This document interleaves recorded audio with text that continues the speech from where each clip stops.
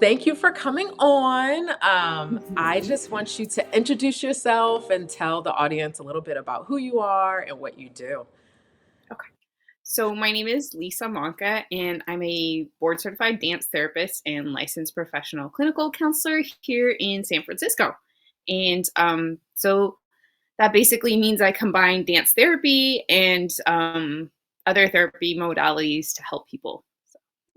Thank you. So, tell me a little bit about dance therapy in terms of how one, if somebody's interested in it, what does that look like? And I know it's different from each client because of Mhm. where they may be and what they may, need. And so just wanted to understand a little bit about dance therapy and what that may be for the audience because I know Yeah. a bit about it. Sure, sure. If you're new to dance therapy, right? Because if you think about it, I think people come in with a mindset of, am I going to learn to dance? And my job is not to give anyone rhythm or to do anything along those lines. That's really not me. So it's more about looking at how we move in our nonverbal communication, and how we move affects how we feel, and how we move affects our brain and what's going on in our brain. So when you come into dance therapy, right? I think people think they will move the whole time, or I will teach them ballet or something like that. And that's not the case. It's more I'm analyzing movement as I see it. We do a movement warm up to help people get into their bodies and kind of, it's not about like, can you move your arm like I'm moving my arm, right? It's, well, what do you feel when you move your arm like that? What Mm, happens? And also I'm noticing what your movement preferences in. So say Marsha, you come in to see me, right? right. I'm going to move with you first thing so that you're not just feeling stared at. Right. Which and then secondly, I'm going to be, as I'm moving, which is kind of the trickiest thing that I found when I was a graduate student, was like, oh, I have to keep moving. And Oh, as I'm moving with you, I'm kind of analyzing. Like I can't decide to stop moving, because what I found when I worked in psych hospitals was I stop moving, everyone stops moving, and I'm like, oh, there went my whole group. oh shoot. Wow. Right. So as we're doing the movement warm up, I'm moving with you. And I can't let my movement overtake yours, right? So say if I'm like, oh, okay, I'm gonna do Bob Fosse, 1, 2, 3, 4. No, it's just like, no, that's not okay. Like I have to be able to Marsha, you're following me, right? Yes. Okay. I have to be able to leave space for my client. It'd be like if you walked in and verbally you were like, okay, so I'd like to tell you about, and I'm like, wait, let me tell you about my day.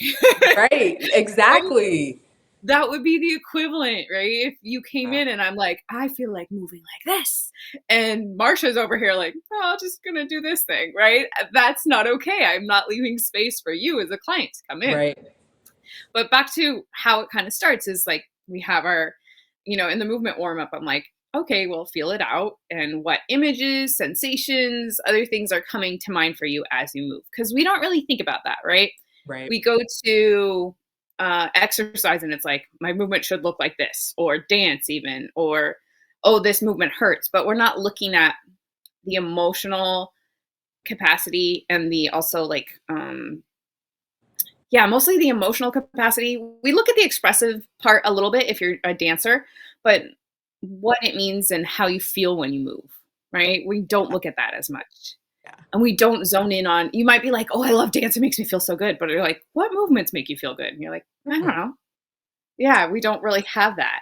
Right. Um, so we're shifting the mindset. And in that first introduction, that, movement warm up, I get all the information about how this person likes to move, maybe how they cope with the world, also how comfortable they are in their body. And then I can kind of look at what themes might be there as well to start to make suggestions and movement interventions that they might need to do. I love that. I love that. Wow. So as I'm listening to that, right, and I think about Mhm. coming in, right, the body speaking, Mhm. you're my body's speaking before I even talk to you. Absolutely. Like, Yeah. yeah. So how do you know? sometimes when somebody comes in and they're having a bad day and they haven't talked yet, like, Right. Yeah. And so when I used to have teenagers, if the teenagers like hair was in their face, I knew that it was I want you to leave me alone, but at the same time I showed up. mhm, So how are can you I gonna kind of stay hidden yeah, and right, right. Are you gonna figure me out? And so right, usually within yeah. it may have been like half the session and then they'll clear their hair in their face. Oh, that's interesting. Yeah. Yeah.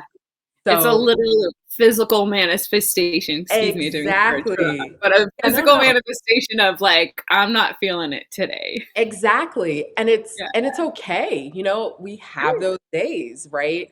Mhm. But I just think it's amazing from the movement perspective Mhm. of how you can communicate maybe that emotions that is like in the corner that you didn't get to communicate or you didn't understand why you might have been feeling that way. Um, Right, yeah, right. yeah, Um, well, think about in conversation when you run out of a word, right? Like, where you're like, "I don't know, it was just like, meh." And but you do something with your body, you do something with your shoulders, or you do something to kind of give me the meaning without saying anything verbally too, you right. know? Yeah. So, Yes, it's yes. really yeah, it's really cool to have that kinda come together, and then it's not just the movement piece, right? Because if it were movement alone, it might as well be a dance class or an improv class. Probably improv would be the closest thing, right? Right. The other piece, the part that's the training is being like, well, how did you feel when you moved like that? Mhm. What came up for you? Let's process. And then usually it'll be like, well, actually, this reminded me of XYZ, or this is the emotion or feeling. And then I kind of go with it to help the client. Okay. So it's not simply movement, it's also the verbal processing, which is the kind of psychoanalysis piece. Right. Mhm. Are there certain clients that you have with certain presenting like just concerns or issues that they come in? Are there anything that's reoccurring in your clients that come and see you? Hmm. Oh, that's a good question. I think sometimes it can depend on what they're struggling with. So, like, say someone who has trauma, a lot of times it'll be like they're not able to be in their body and feel the thing. It's like they want to move on to the next thing, or they want to talk, or, if they're not used to dance therapy and it makes them uncomfortable, there's like, I think there's a lot of, we're really good at verbally defending. If we think about our verbal defenses like denying or minimizing or projecting, right? Any Right. of those, we could go back to Anna Freud, right? But if you think about it from a movement place, people feel less like they can defend a little bit. Right.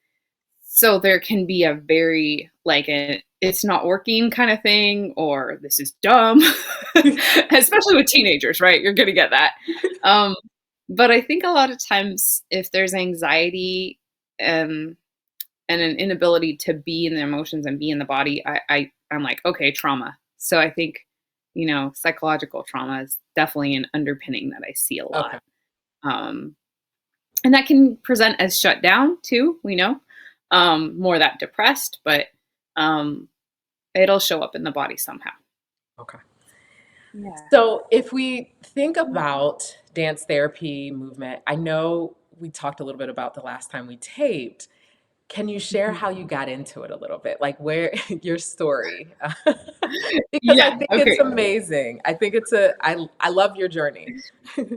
I think it's kind of if anyone explained it to me and they weren't 22 or 23, I'd be like, yeah, that wasn't a good idea. So, um, when I was in undergrad, I did psychology. I really did psychology. I really love psychology. And then I also did dance classes. And, in my head, I was like, well, art therapy exists, music therapy exists. I wonder if dance therapy exists. And I literally typed it into Google, found the American Dance Therapy Association, and then was like, well, oh my gosh, there's a whole degree. I can get a master's in it. And I applied to 3 programs and got into all 3. And I was just like, oh, in my head, I'm like, oh, there's no competition. But actually, I guess like 80 people applied, and I think they only took 10 or 12 of us. So I was like, okay, maybe this was harder than I thought.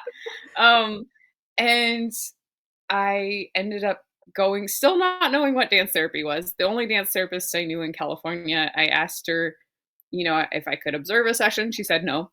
I asked her, I was like, all right. I asked her, I asked her if I should do dance therapy, what she thought. And she was just like, yeah, do a different degree. I was like, Oh, okay. oh my gosh. Right. She was just like, get an LMFT, you want to Oh, be a okay. marriage and family therapist, or, practically I understood, years later, I understood why she told me Yeah. that. But I was like, wow, that's so disheartening. But me being 22, Oh, 21, and thinking I knew better, was right. like, yeah, okay, I'm still gonna go and do dance therapy. And then I got there, and I really loved it, but I still didn't quite know what it was. So I got there and was learning. Oh So man. I lucked out. Like, I feel like I really lucked out. That could have gone either way. I think that is an amazing story. I Yeah. because there was just exploration, like I told you before. It was like, hey, I'm just seeing what it is. And like you said, you lucked out. But even for the other, therapists to say, hey, I understand what she was saying of get a LPC or get something else and maybe go do the certificate, do it, not having it your main, seems like your Yeah. main master's, like your main professional degree or whatever. And Yeah. so, yeah, yep, yep, Well, yep. of course, like as a mature adult and also an older clinician, not older, but you know what I mean, like been in the field for a minute, then yeah, you understand why the person told you what they told you. But Yeah, like as a 22-year-old, you're like, I'm doing it anyways. right. So, which actually works. So there you go. Yes, yeah. What would be one thing or two things that you would tell somebody that's interested in dance therapy? What would be something that some advice or, some tips to how to navigate that space of entering it, looking for somebody, what would, Okay. So we're looking at two different things, right? One would be, how do I get in the profession, right. right? And then the other one would be, how do I find a dance therapist? Yes. And so I think one of the things you can do um, for finding a dance therapist, the American Dance Therapy Association has like a list. Right. And you can put in by your state and search for a dance therapist if you're looking for a dance therapist. You can also, you can Google, like people are starting to be more dance therapists. Took a minute, but we're starting to be more savvy with the tech, right? So we're there'll be more of us online, and you can find more dance therapists. And then if you're looking at getting a dance therapy, either degree or getting board certified, so two different things. One, you can take the path of getting a master's degree, which is what I did. I got an MA in dance therapy, did 2 years of supervision, like supervised work, and then got my board certification. So that's one path. And then the other one you can do is kind of piecemeal. It's an alternate route for being a board certified dance therapist if you don't have the degree like Okay. that MA, but you have like an LPCC or Right. a master's in counseling, something like that, but would like to add that in. Okay. So And then as say we walk the potential client through and they find somebody, is there anything that you would tell them in that initial consultation or the initial appointment that may ease their fear or their uncertainty, or if there's something, is there anything you would tell that client? yeah, I think just telling them it's gonna take maybe a little bit longer, maybe to click. Okay. And then that's for a number of reasons. One, you are getting used to, if you're not a dancer, right? Which a lot of people that want a dance therapist are dancers, which makes Mhm. sense. But if you're not a dancer or you're not used to moving, then it takes a minute to have comfort with moving with someone else and having somebody watch your movement, Right. right? Um, and then two, it's just kind of like learning a new language. right? Ah, We use movement every day for functional reasons, for like physical, like the gym, that kind of thing. But we don't often use it to be like, I'm going to show you my emotional health through movement, or I'm going to explore, you know, my anxiety or depression through movement. Like that's a whole different language.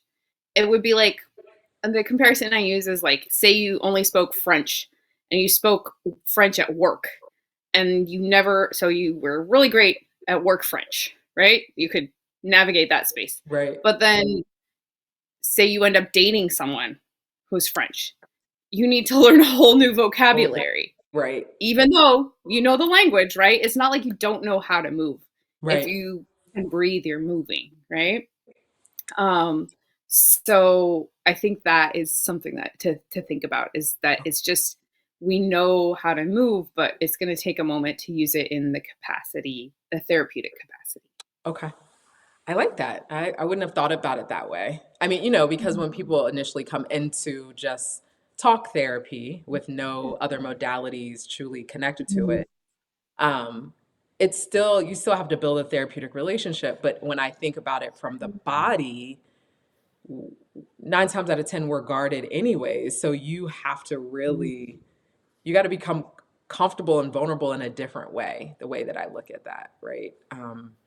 Yeah, and think if you can remember back, I'm sure you've done your own therapy, as have most of us therapists, right? But if you can remember back to the first time you ever did therapy, it felt really vulnerable. Right.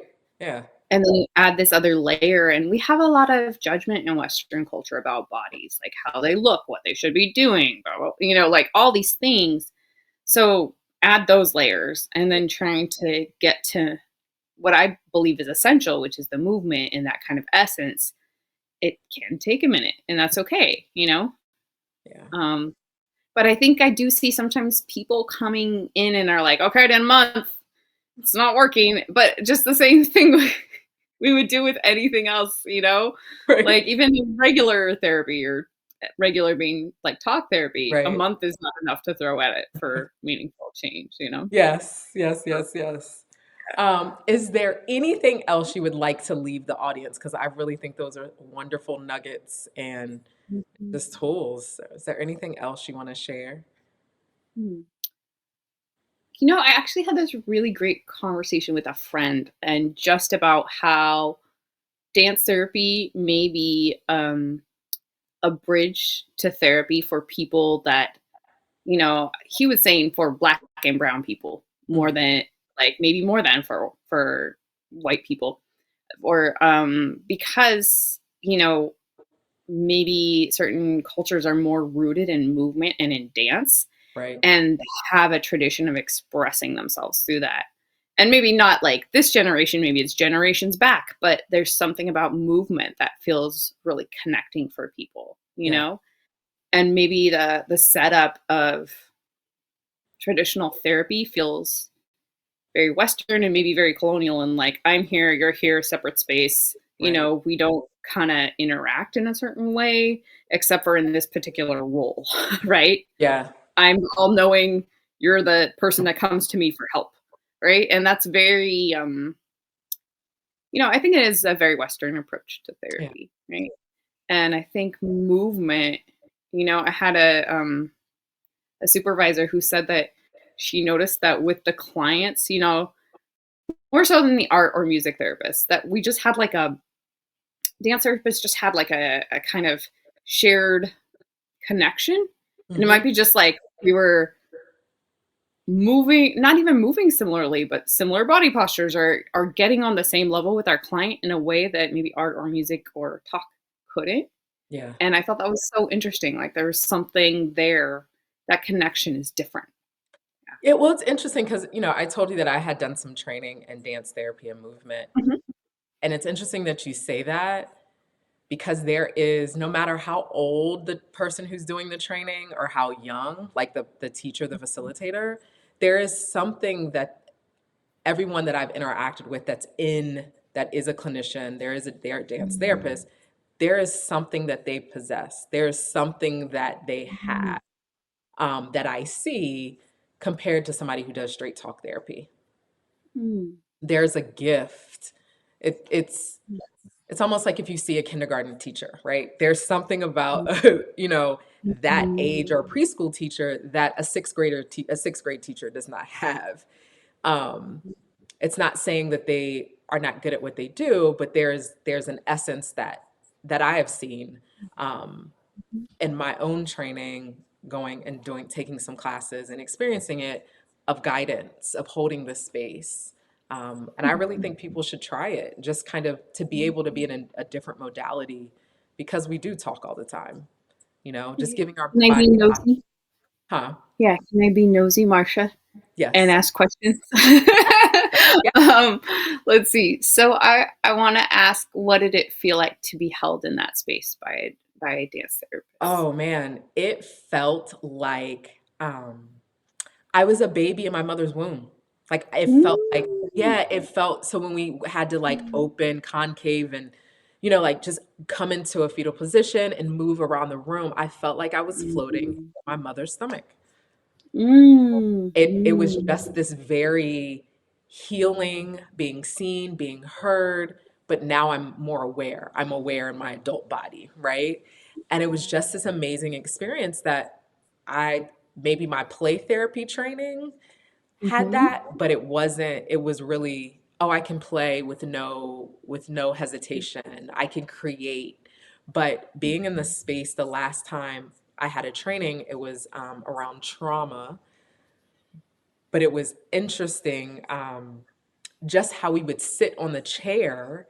It was identifying every posture. It was giving a voice to every part of my body, and that was amazing. Mm. And I think for brown and black women, brown and black people, and beyond, I think there's Mhm. oftentimes in spaces that the whole you is not recognized.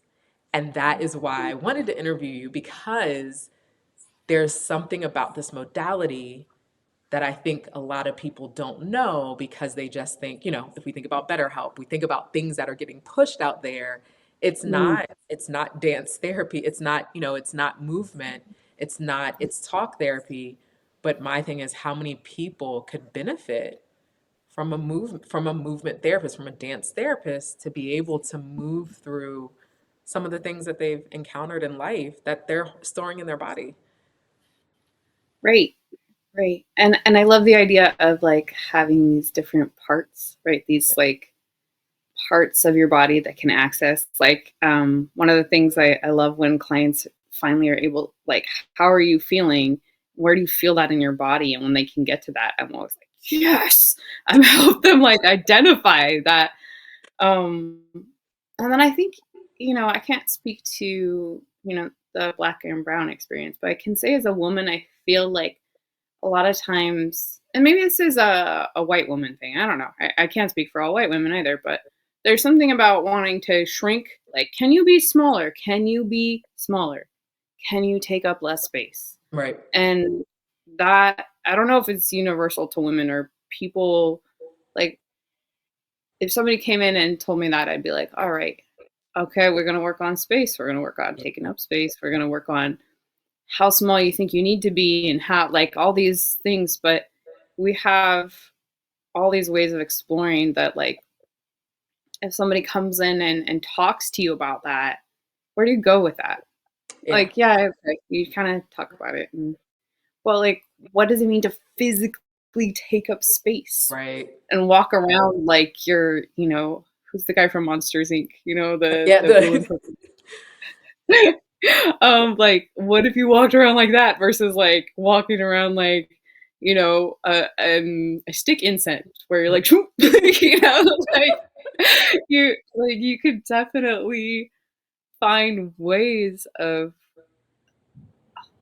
living that experience in the session that maybe you can't, verbally, Right. right? Absolutely. Absolutely. Yeah. Yeah. Yeah. Yeah. So, Lisa, where can people find you? Great. So I have a website. It's lisamanca.com, and my last name is spelled Manca. And please feel free to reach out. I'm happy to, just talk about dance therapy, share my journey. It always makes me really happy to talk about this field because I feel like we don't get a lot of press and we should, and it's really magical. Yes, it is. Well, you'll be Yeah. back on. I'll have you back. We'll have this is not the first time you're gonna see. It's not the last time, sorry, you're gonna see me. But Yeah. yes, but I thank you for coming on and sharing your gifts and your magic. Um, and I'm about to end it. Let me